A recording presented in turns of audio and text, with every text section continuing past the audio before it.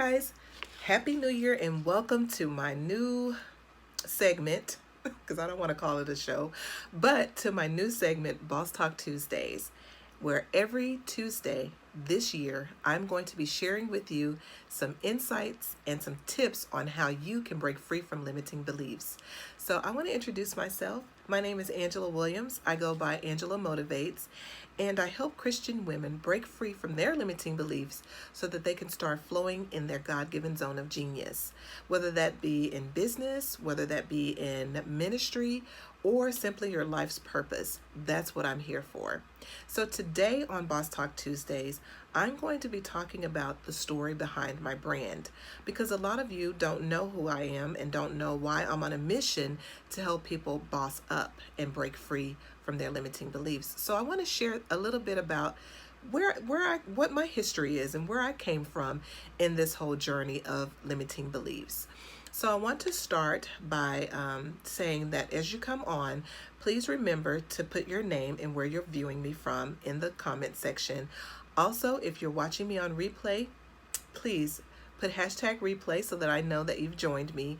And also, I ask that you would hit the share button so that you can spread this video with some of your family and your close friends, because you just never know who may be suffering from self-sabotage. Because one thing you're going to learn on these Boss Talk Tuesdays is that self-sabotage is a silent killer of visions and dreams. It is something that most people don't know other people are suffering with until they actually, put voice to it through some of their limiting conversations. All right, so enough about that. Let's get into the meat of what this story behind my brand is all about, because I don't want to keep you for very long. Okay, so I do have my notes here because I like to stay on track, and I also like to put my ideas down on paper so that I can actually hit home the points that I want to make in this video. So guys, thank you for being patient with me. I'm new to all of this, but we're going to make it work, and we're going to have so much fun doing it, okay? So basically, when I was a teen, I suffered from depression and suicidal thoughts. And it was a shock to a lot of my classmates because I was the class clown. I went to school every day. I laughed like there was no end. I told jokes. I got in trouble in class because I wanted to make people laugh. Laughter for me was my survival mode while I was, during the daytime when I was in school.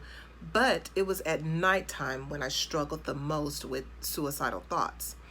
And during that time, I noticed, not during the time, but after the fact, I noticed that the reason why I suffered so much from depression and suicidal thoughts was because I had a broken spirit, from the verbal abuse that I suffered during those most impressionable stages of my life. So in that time, I developed a sense of low self-worth, low self-confidence, low self-esteem, low self-love. I didn't have those things. I didn't have anyone to put on my hard drive what self-love looked like, because I didn't get any type of validation. I didn't get any type of, praise for anything that I had accomplished that was good. But I was, whenever you do something wrong, people are more prone to bring that to your attention versus what you're doing right. So I never got that validation and that approval or anything of that nature as a young, impressionable child. And so we all know that when you're developing, those things are very crucial and they're very important. But if you're constantly chastising your child and not really giving them a voice, because if you think about it, we grew up in an era where our parents were like, be seen and not heard. So you really couldn't voice your concerns or things that were bothering you. So you bottled them in, which also causes those limiting beliefs. Well, that brings me to the next cycle of events that typically takes place when you are suffering with those low emotional states, right? The enemy will always send something along to validate those feelings. And so for me, I was bullied in elementary school. And so the bullying made, it solidified me not having a self-worth, because if I'm being bullied, then that means that the person doesn't value me. So why should I value myself? So this is why it's important that everything with our upbringing starts in the home, because that's our foundation. But if you don't get it in the home, then you're definitely going to see the effects of it showing up in your life in the world. So the bullying came along to validate the fact that I was worthless, right? Because if anybody can bully you, they value you as, or they don't value you, they see you as worthless or hopeless, which is why they take advantage of the situation. I hope that makes sense to you guys, but just follow along because I'm gonna break it down for you. And then for the self-confidence piece, I ended up in bad relationships. So I found myself dating guys who, of course, didn't value me. They cheated, you know what I mean? So that validated the lack of self-value, for what I was feeling. And the other point that I want to drive home is I got hired at companies also that didn't really want to promote me because they felt like I was good where I was. So they capped me at a certain level, and that also validated that, that lack of confidence. So do you see how when you're suffering with something, how the enemy will come along and then he will validate whatever it is you're feeling? So just think on the flip side of that, if you are feeling great, you have great self-confidence, then God will send things to validate that point. You know what I mean? Like you'll see yourself progressing in life. So this is why it's important to really deal with those negative emotions, which is where I come in at. So again, this is the story behind my brand. I'm on a mission to expose it for what it's worth. All right, so the next point that I want to drive home is how my brand was actually birthed. Because see, that's the story behind it.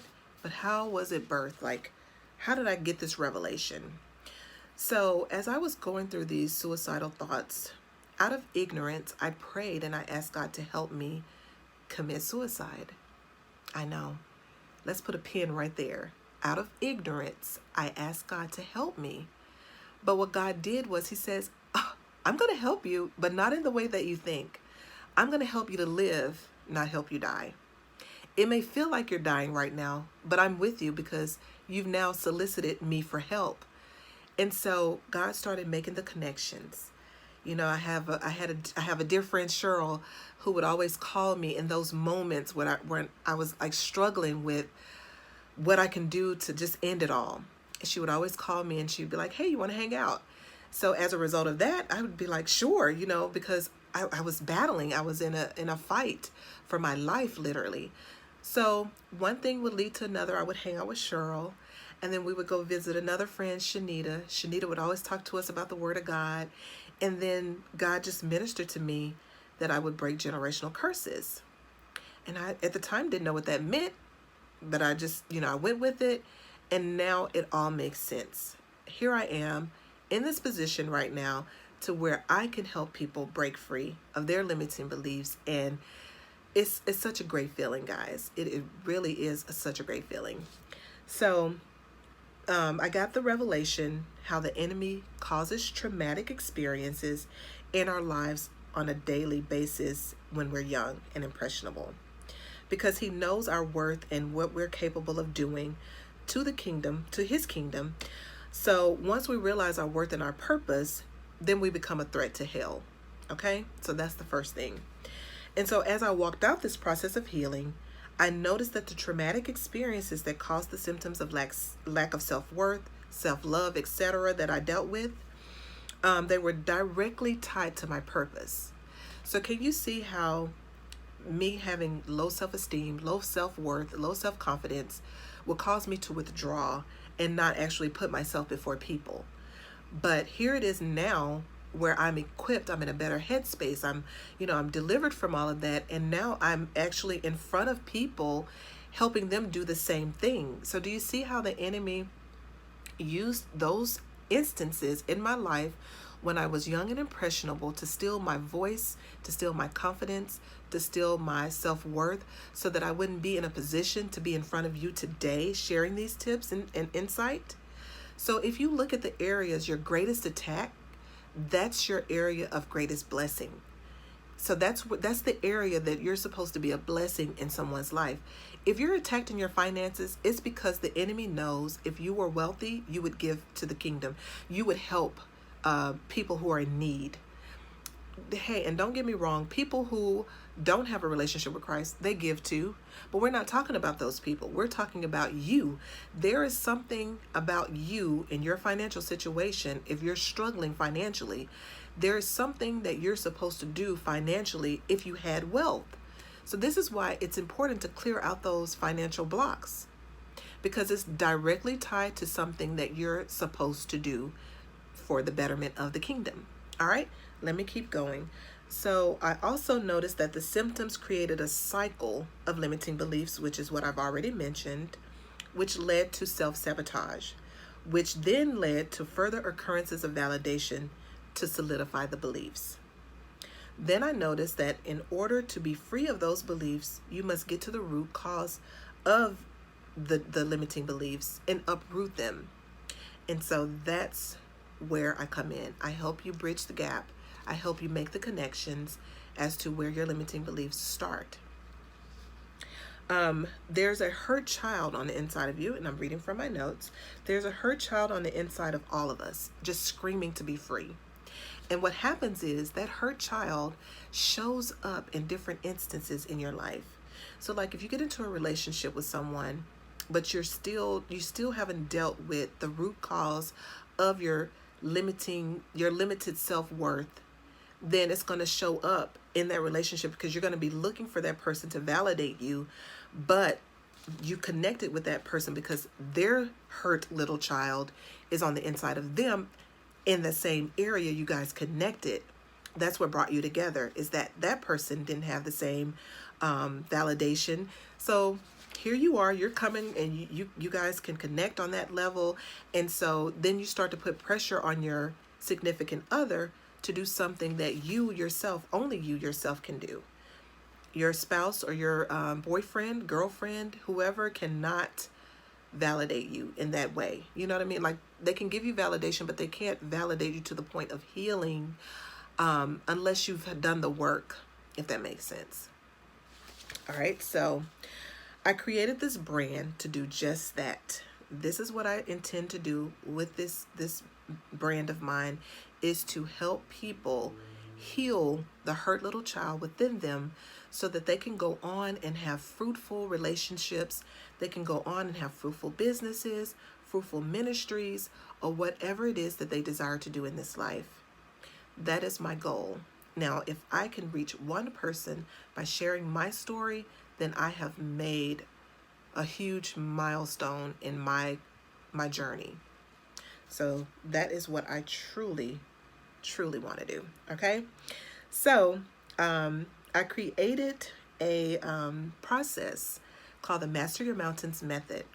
And in this Master Your Mountains Method, it's a 6-week transformation course that I've created. And it's going to walk you through the processes of removing those labels, removing all of the stuff that people have labeled you and called you. It's going to help you to remove all of that. It's going to help you look deeper into your family history to see what has been passed down to you on your hard drive so that we could clear all of that stuff out. Okay? So that is coming. But in the meantime, this is what I wanted to share with you guys. I hope it has helped in some way, shape, form, or fashion. And I hope that you guys will join me every Tuesday so that I can dive even deeper into every area of our lives that these limiting beliefs may try to hold us back, okay? So stay tuned for that, and I look forward to connecting with you. Also, if you have any questions or positive comments, please leave them below, and I look forward to answering your questions, and I'll see you on next Tuesday.